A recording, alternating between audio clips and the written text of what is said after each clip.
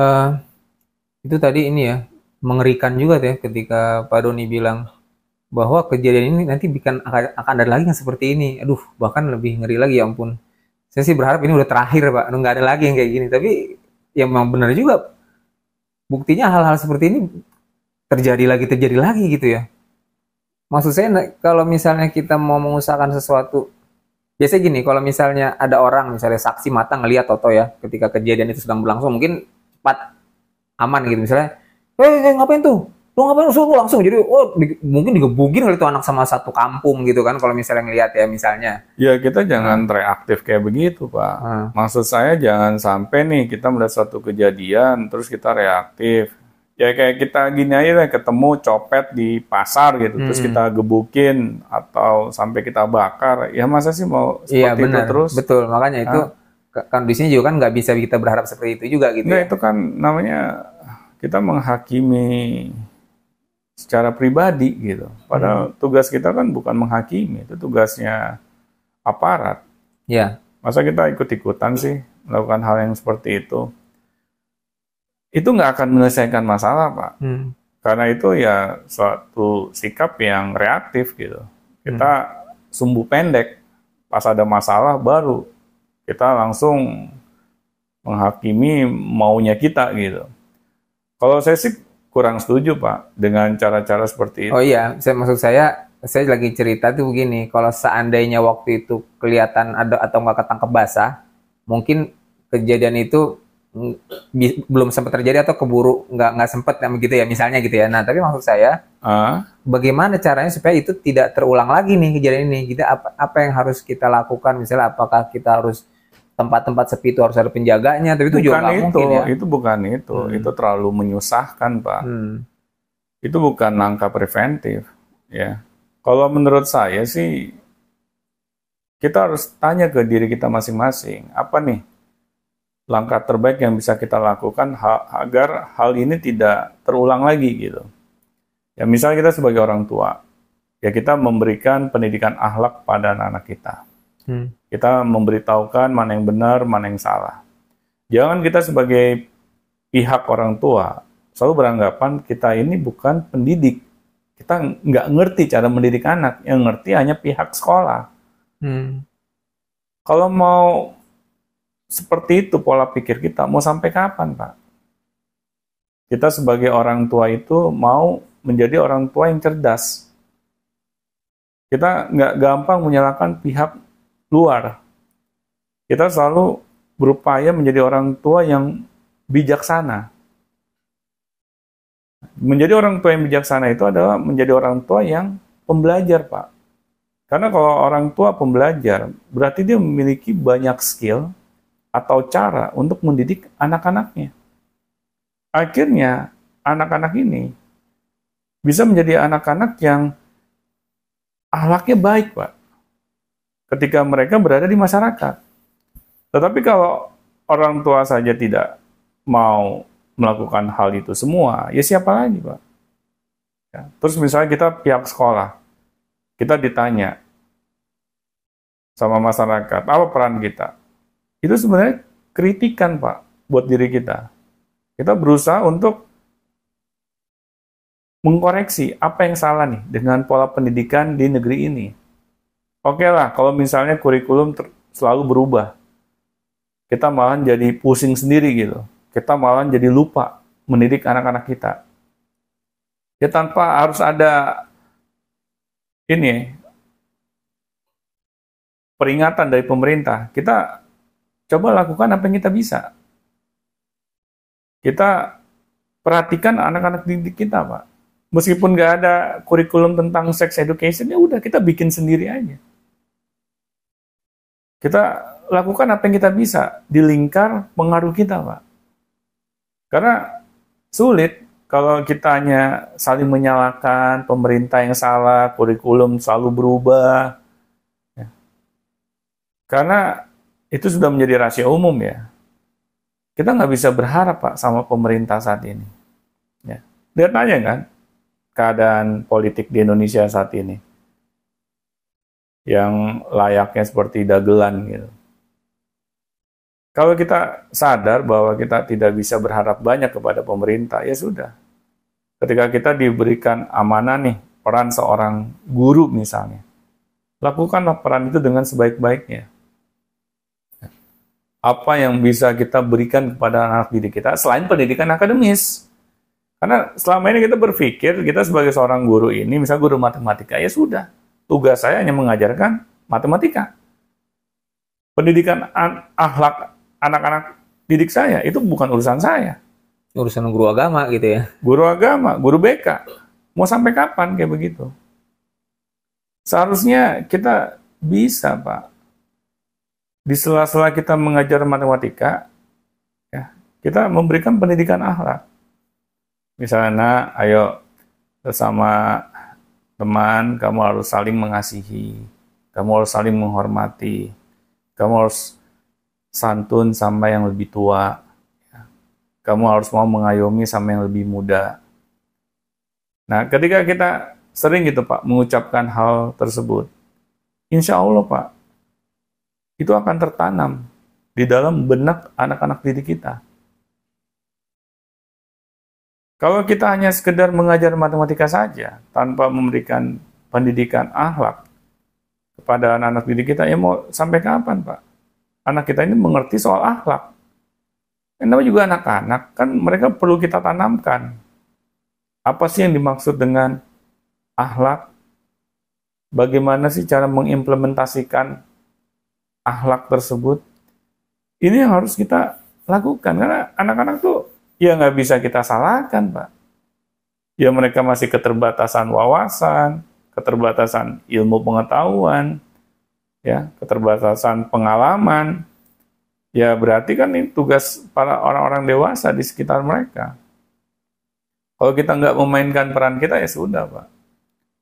Kejadian ini akan terus terulang. Nggak mungkin nggak akan terulang.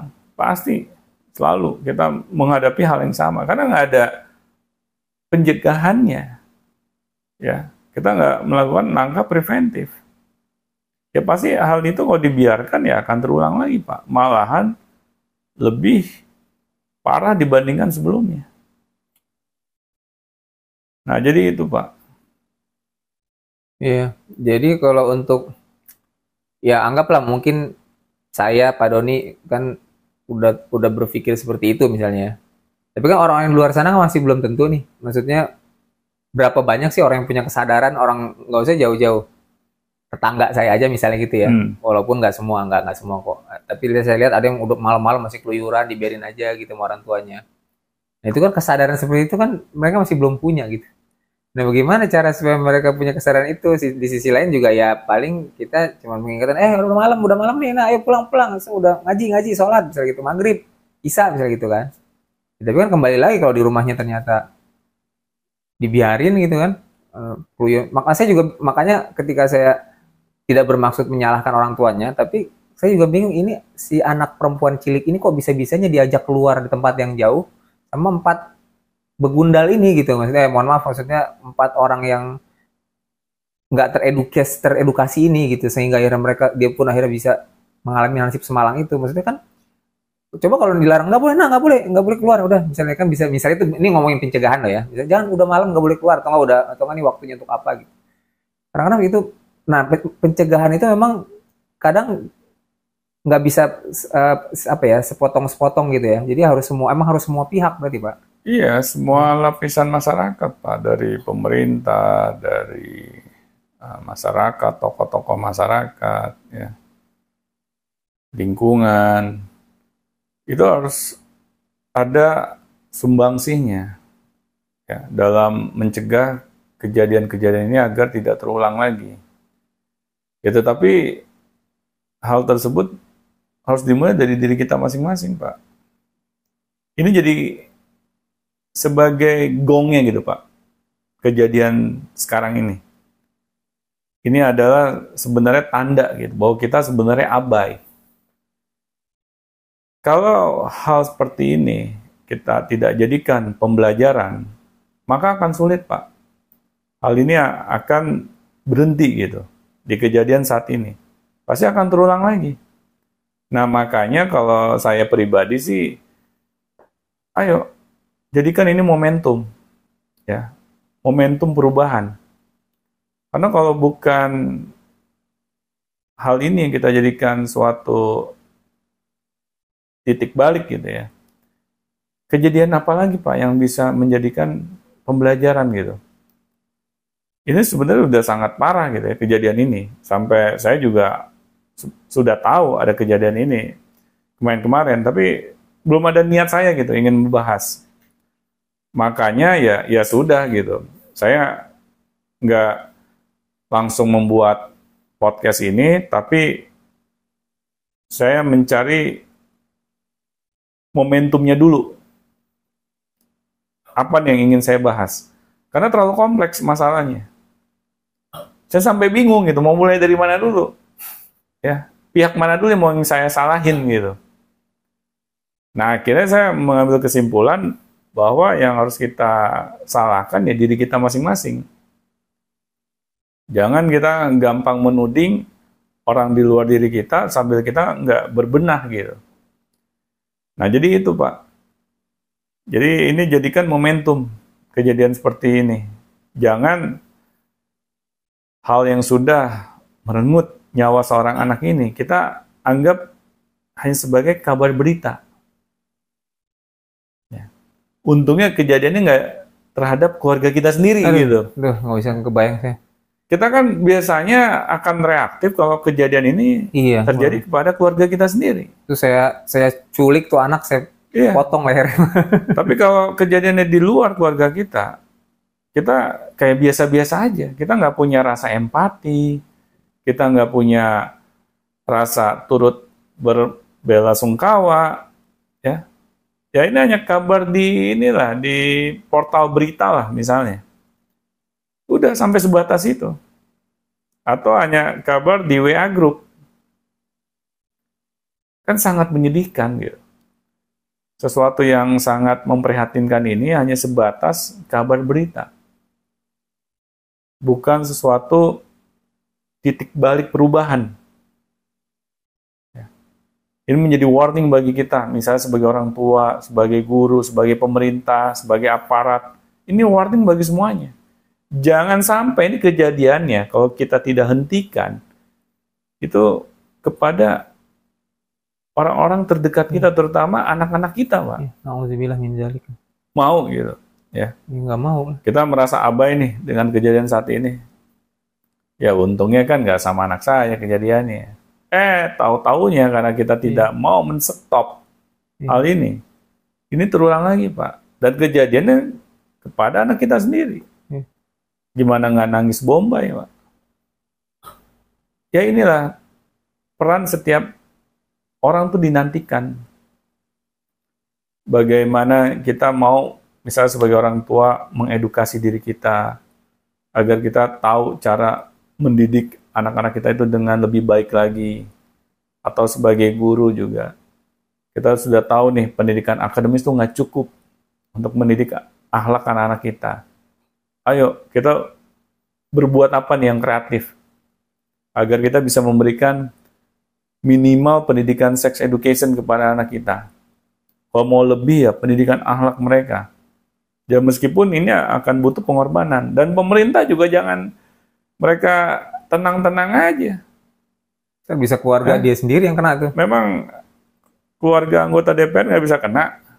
Ya. Ini bisa kena sama siapa saja, Pak. Ya. Karena kejadian seperti ini, kenapa saya yakin akan terulang lagi? Hal yang sama. Kalau tidak ada pencegahan, Pak, dari setiap individu bangsa ini. Jangan kita merasa kita berada di zona nyaman. Wah, gue anggota DPR nih, ya untouchable gitu. Nggak tersentuh, siapa bilang? Semakin anak-anak kita nih memiliki akses, ya, apakah itu ke teknologi, apakah secara finansial gitu, mereka bisa, Pak, berbuat semau gue.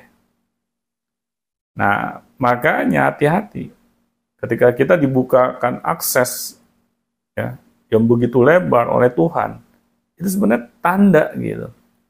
Kita harus berhati-hati. Jangan sampai ini menjadi bumerang, Pak, pada diri kita.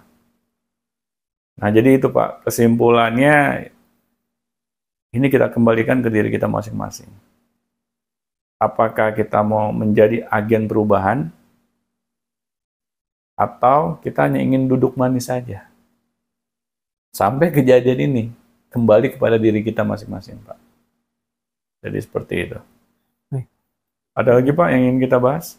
Ya mungkin itu aja, saya juga masih ini Pak, masih kusut otak saya. Iya, kelihatan Pak, muka Bapak rada pucat. Anda ini masuk angin apa belum makan, Pak? Udah saya nafsu begitu baca berita ini, saya tadinya lapar mau makan nggak jadi makan, Pak. Oh gitu ya? Ya, Emang nggak ada makanan, Pak? Emang nggak ada makanan juga. Ya. Oke, itu saja Pak ya. Ya, Sobat Beyond Education, semoga apa yang kita perbincangkan dari awal hingga akhir ada hikmah yang bisa kita petik dari kejadian ini gitu. Karena ya ini adalah suatu peringatan dari Tuhan bahwa kita selama ini abai. Kita nggak peduli, terutama kepada orang terdekat kita. Hingga ya kejadian ini ya bisa kejadian gitu. Karena nggak mungkin kita nggak memiliki andil sama sekali.